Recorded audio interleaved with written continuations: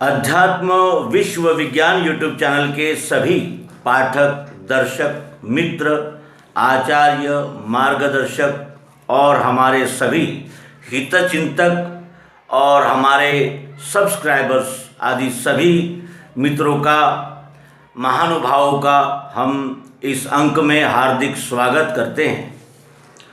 सद्गुरु की महिमा और इस जगत का ये संबंध अनेक जन्म जन्मांतर का है। सत्पुरुष जगाते ही रहते हैं, भले ही हम उनकी बात सुने न सुने, उनको महत्व दे न दे, लेकिन वो अपना कर्तव्य करने के लिए बार बार आते हैं और बार बार हमें जगाते हैं।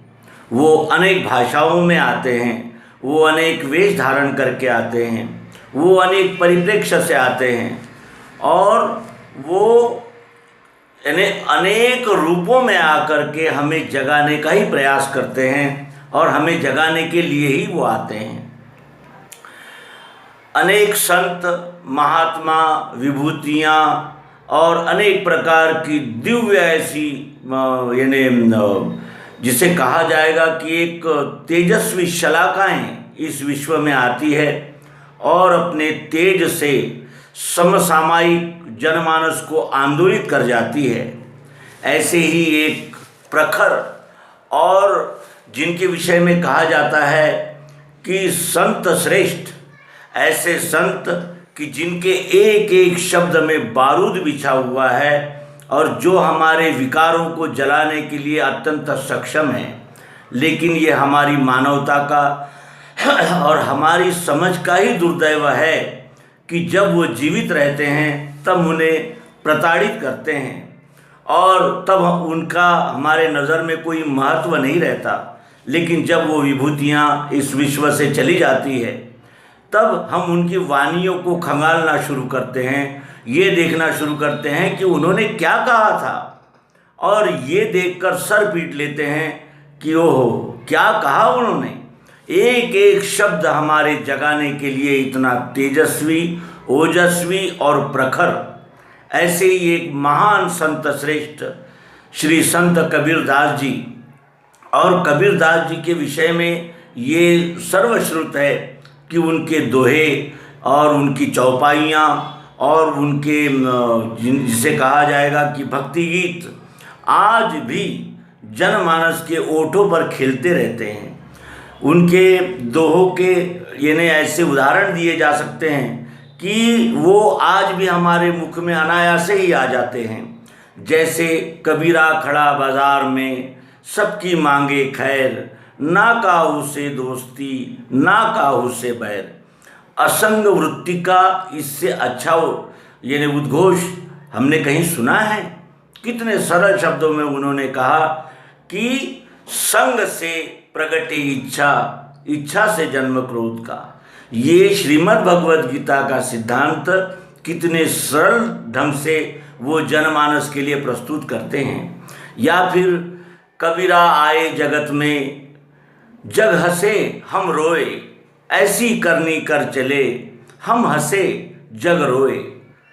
देखिए, है ना प्रत्यक्ष कि ऐसी उन्होंने कर्म क्षेत्र के लिए ऐसे कुछ प्रोत्साहनदायक और प्रेरणात्मक दिशा दिग्दर्शन किया कि अगर उस दिशा का हमें बोध हो जाए तो हमारा ये नर्तन लेना सार्थक हो जाए और हम भी उद्धार, अपना भी स्वयं का उद्धार करें। आत्मोद्धार के साथ हमारे सभी जितने भी हमारे संपर्क में आते हैं, हम सभी को सन्मार्ग की ओर प्रेरित कर सकते हैं। ऐसी ही एक अद्भुत रचना आप सबके समक्ष प्रस्तुत करने का मानस है।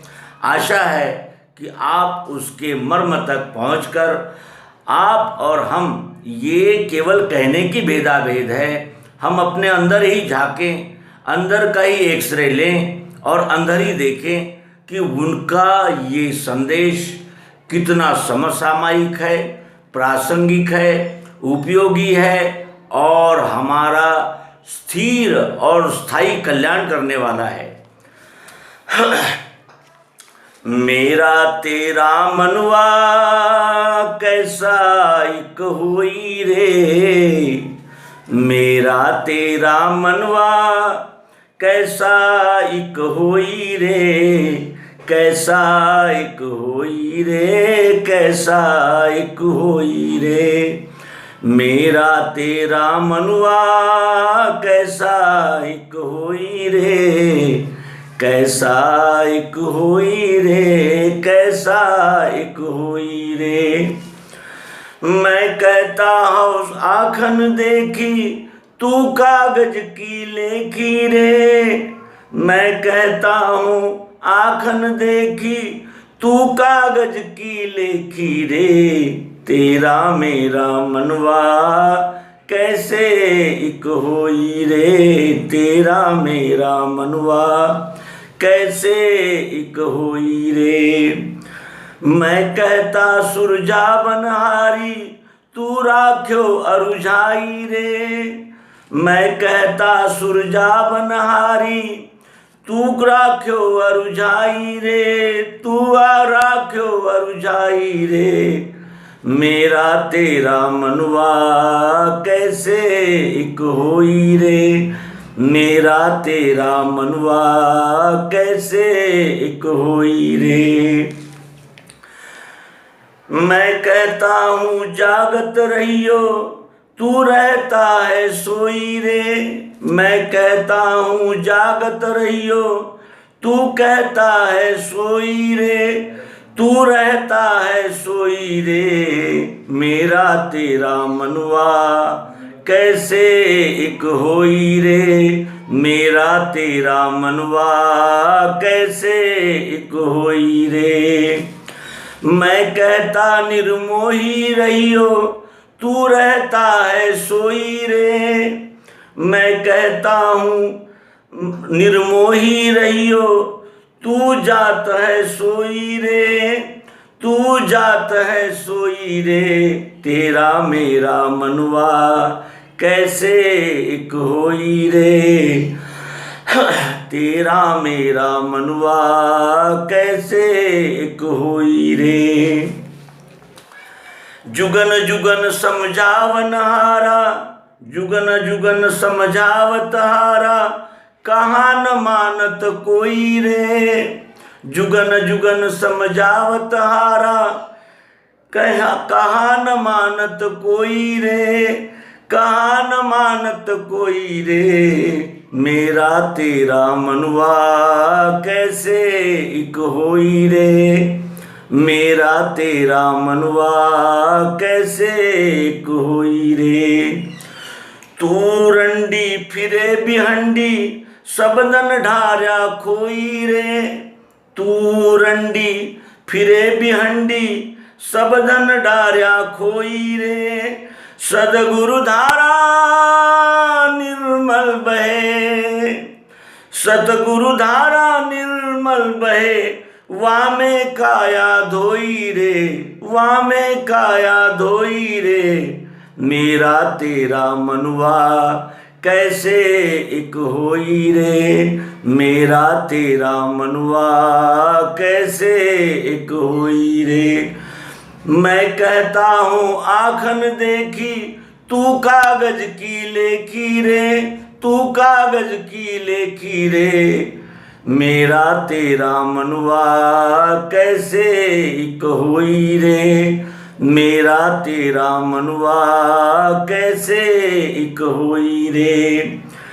कहत कबीर सुनो भई साधो, सतगुरु धारा निर्मल बहे, वामे काया धोई रे। सतगुरु धारा निर्मल बहे, वामे काया धोई रे। कहत कबीर सुनो भई साधो, कहत कबीर सुनो भई साधो, तन ही वैसा होई रे, तन ही वैसा होई रे। मेरा तेरा मनवा कैसा एक होई रे, मेरा तेरा मनवा कैसे एक होई रे। मैं कहता हूँ आँखन देखी तू कागज की लेखी रे। मैं कहता हूँ आखन देखी, तू कागज की लेखी रे। मेरा तेरा मनवा कैसा एक होई रे। मेरा तेरा मनवा कैसा एक होई रे।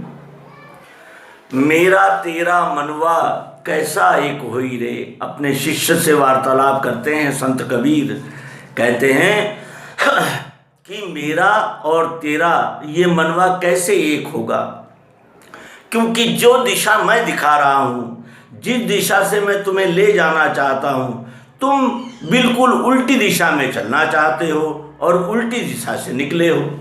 उल्टी दिशा से चलने पर हम गंतव्य तक कैसे पहुँचेंगे, हम कैसे उस सत्य तक पहुँचेंगे और हम कैसे उस सत्य का साक्षात्कार कर पाएंगे, ये वो इस रचना में कहते हैं कि मेरा तेरा मनवा कैसे एक होई रे। मैं कहता हूँ आखन देखी, तू कागज की लेखी रे।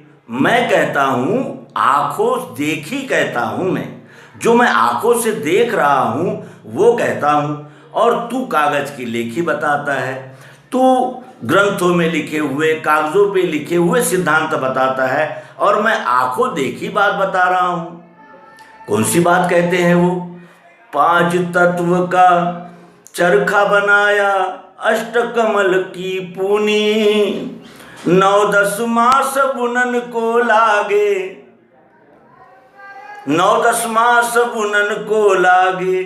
चिन चिन मैली कीनी, चदरिया जीनी रे जीनी चदरिया।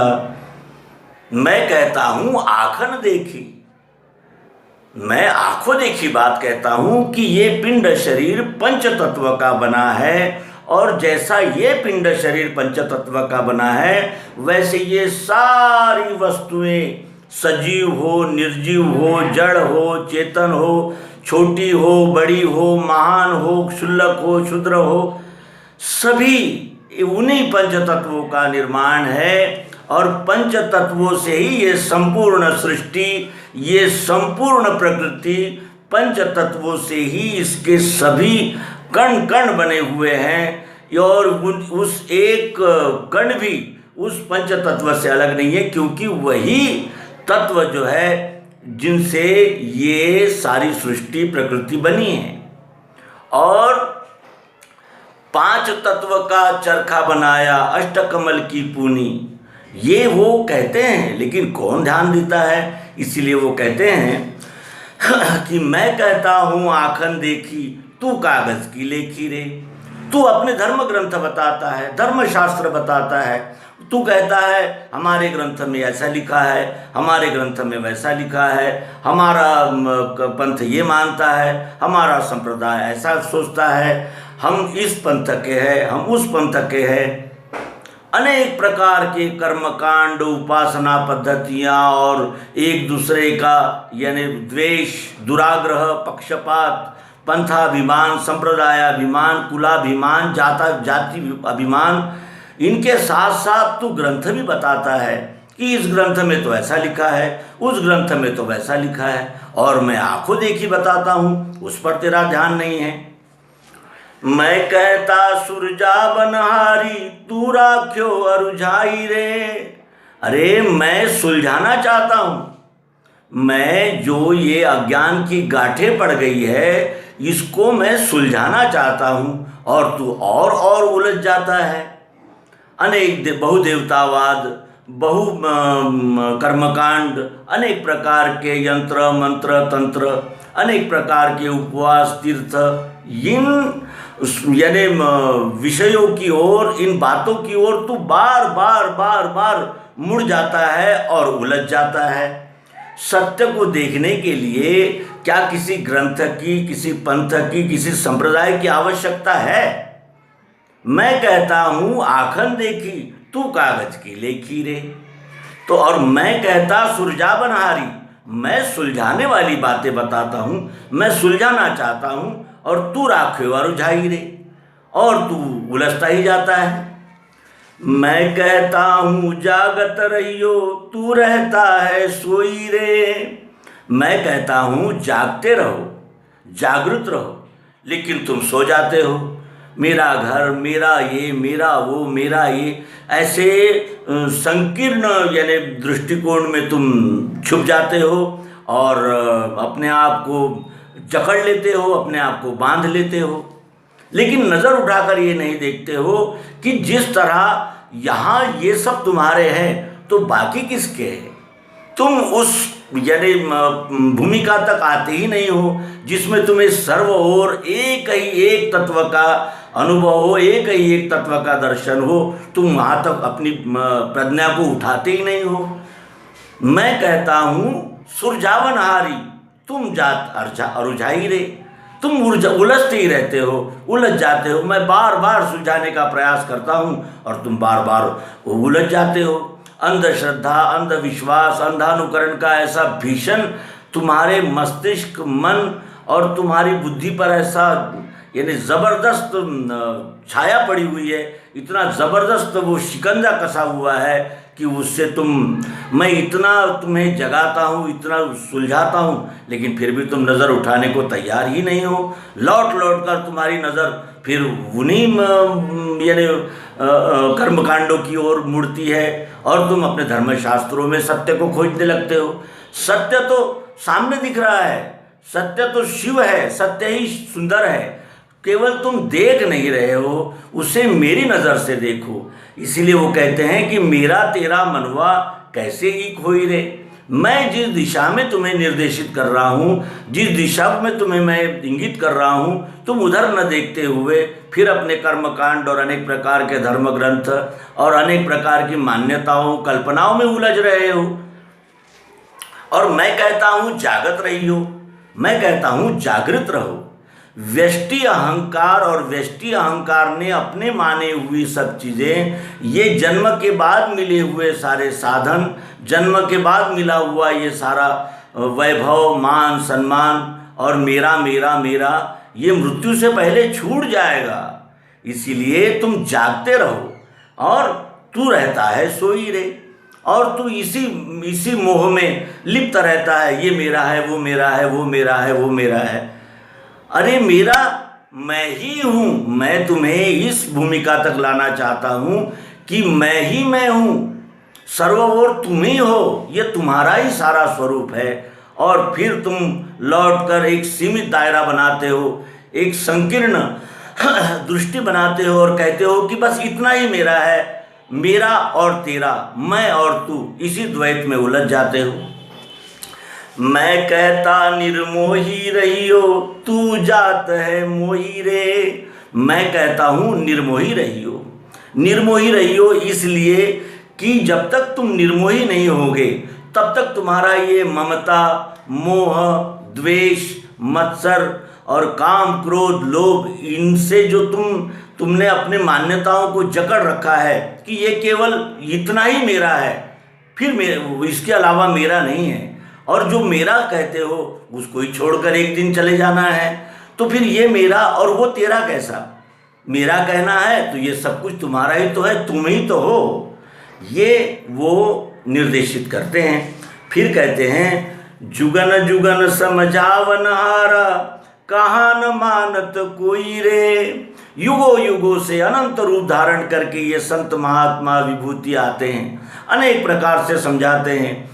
महावीर, बुद्ध, ऐसे अनेक विभूतियाँ आती है, कृष्ण, श्री राम, अनेक विभूतियाँ आती है, हमें कितना समझाती है। कबीर, नानक, रैदास, घासीदास, कितने नाम गिनाएं। ये हर प्रांत में, हर भाषा में और हर परिवेश में आते ही रहते हैं और हमें जगाने का ही कार्य करते हैं। और जुगन जुगन समझावनहारा, कहाँ न मानत कोई रे।